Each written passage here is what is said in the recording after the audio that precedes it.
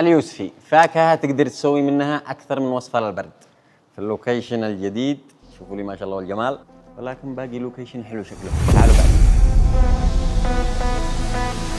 والله إنه اللوكيشن فخم ما شاء الله. نصور هنا. أوه باقي واحد ثاني. تعال. أيوه هذا اللوكيشن نصور هنا.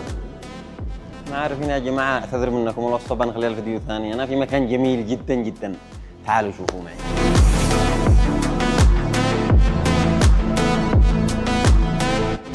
أنا ما قد شفت مثل مواصفات وفخامة هذا المطابخ. أنا في مطابخ أيديا اليوم. شوفوا لي على الفخامة. معاكم أطفال بيغلقوا ولا درج بقوة؟ لا تمشي. إذا تشتوا مطابخ بمواصفات عالمية أيديا أفضل خيار. تعالوا شوفوا لي ما شاء الله.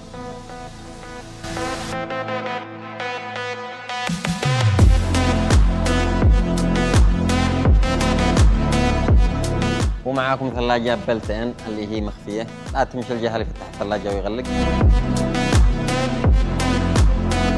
أماكن واسعة للتخزين وأيضا بترولي. كانت النية نسوي لكم وصفة للبرد، ولكن فخامة مطابخ أيديا نسينا الفكرة. عنوانهم شارع 50 جوار مطعم القلعة.